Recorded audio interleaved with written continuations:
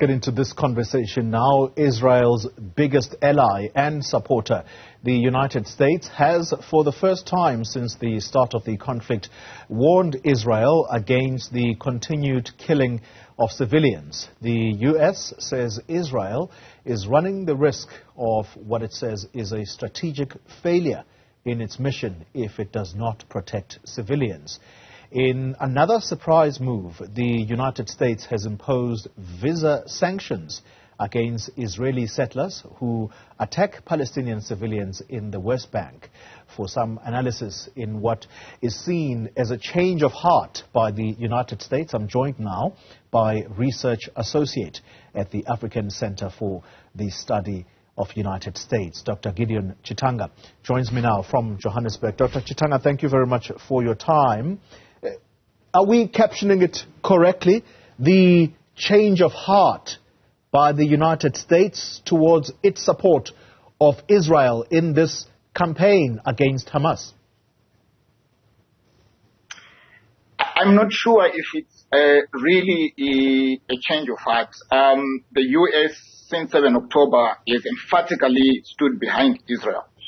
The problem is that as one of the major leader of the international world, as the U.S. says, its foreign policy is facing such a huge test at this moment. Within the U.S. itself, there are sentiments that the U.S. cannot continue to bankroll, provide a huge amount of aid, including military aid. I think including strategic support to Israel broadly, but also in the specific context of the conflict with Gaza, without protecting the huge amount, the Gaza population, and the huge cost of this conflict are quite evident.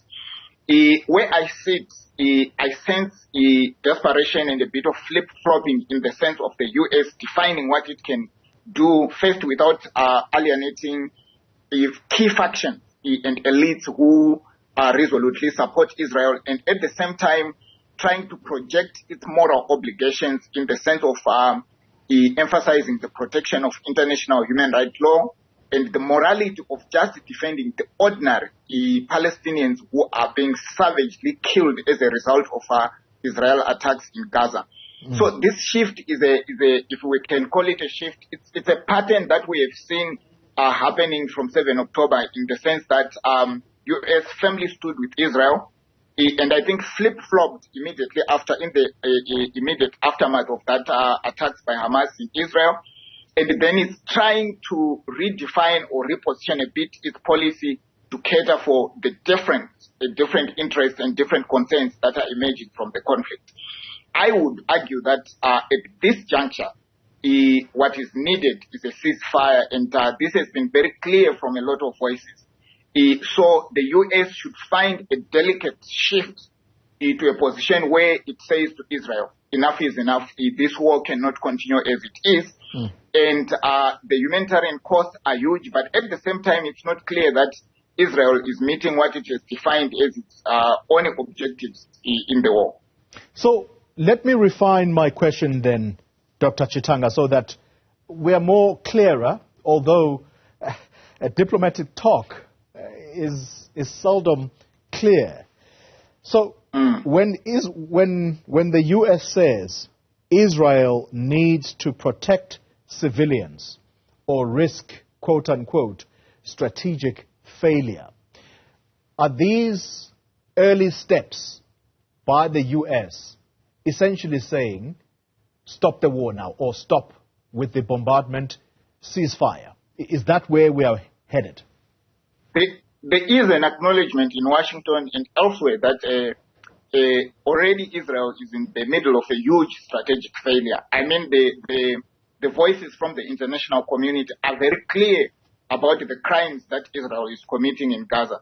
The collective punishment of Palestinians, the number of young people who have been killed in the war, who are innocent, who are not militants, the number of women, the humanitarian needs in terms of health, food, basic commodities, and the human cost the cost of the infrastructure costs on Gaza turns the eye to Israel in terms of a part of the international community, a state that in defending itself should do so, but obliging with international norms and values.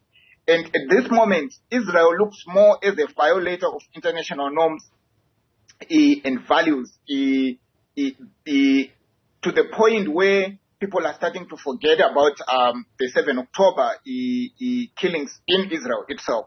Israel is largely appearing as a violator and a historical oppressor of Palestine, which is not relenting or opening a way in addressing the conflict, as it were, particularly providing a political path outside the military savagery that is happening in Gaza. Dr. Chitanga, a question has to be asked. The 7-day pause, because that's what it was a pause. That pause, when it did come along, there was this hope that it would ultimately become a permanent ceasefire, and there was the exchange between hostages and those that were imprisoned by Israel, the Palestinians. A question has to be asked, therefore, whether Israel really did care about its captives who are in the hands of Hamas, if it is going to pick up from where it left off, whilst knowing that there is still a sizable number of captives who are in the hands of Hamas, whilst at the same time, they have now lately been saying that they are going to flush out the tunnels in Gaza in order to push away or, deal decisively with Hamas. I'm afraid to say that the captives have unfortunately become other pieces in a very complicated chessboard where there are a lot of objectives and interests. I think for Israel, for sure, the release of these captives is a huge responsibility that would project the Israeli government, the right-wing regime that is governing Israel now, is being very serious about protecting its citizens. But there is a bigger calculation, I think, for Netanyahu and the faction that is in his government, and its self-preservation in power. Firstly, these attacks in Israel, the 7 October attacks in Israel, raised huge concerns about the political direction of Israel, the leadership of Netanyahu, the divisive leadership of Netanyahu and his political interests, his assault on the judiciary and a whole lot of democratic issues in the country. So he was already challenged, and the attacks on 7 October raised even major political challenges. There are discussions as to whether Netanyahu and his regime can be part of the solution now or part of the solution in the future. Unfortunately, that is not clear, but what is quite obvious is that within the calculations of ending this war, within the calculations of addressing the issues related to the captives, I think that Netanyahu and the right wing as well leading his government are more concerned about staying in power, and their choices are quite very much informed. Their choices and decisions are informed by such calculations. But there are also bigger issues. When you talk about the conflict, you cannot understand the conflict between the Palestinians and Israel just by looking at the 7 October unfortunate events. I think there is need, and obviously the negotiations are considering that, to find long-term solutions which will basically establish political stability between the two peoples, and probably issues around a two-state solution and many other debates could address that. Unfortunately, at the moment, you don't see a point of political will between the different factions. You also wonder how the delegitimization of Hamas, in spite of the fact that some Hamas leaders are involved directly, those who are abroad are involved directly in the negotiation. The continuous, persistent war reflected in the immense destruction in Gaza. All these conditions do not augur well or create I think, conducive environment where the key parties to the conflict and others who support them can seriously start to address issues of releasing the hostages who are still held right now and finding a permanent solution to end this conflict. Let's conclude, Dr. Chitanga, by going back to the original question here when we began this conversation about the U.S.'s role in this war. And that role has been to say we support Israel and we stand behind Israel. Recently, the former ICC prosecutor, chief prosecutor, Luis Moreno Ocampo, was interviewed on the Al Jazeera news channel, and he was quoted as saying Israel's siege of Gaza is, quote-unquote, a genocide already. The U.S., as it makes its calculations now, are they obviously at a point now of capitulation where they might say, but we did warn that Israel ought to protect civilians, otherwise there will be this, as they term it, the strategic failure of its mission? You know, that's a very interesting question, and I think a lot of interested analysts, academics, and global citizens would not only look at the U.S. as an outsider, but will look at the U.S. as part to this conflict and a country that has direct responsibility to what is happening right now. I am quite convinced that what is happening in Gaza will reflect at different legal positions what we will all agree is a certain level of genocide. I mean, the U.S. has already begged the ICC to at least look at whether the Russians did not commit genocide in Ukraine.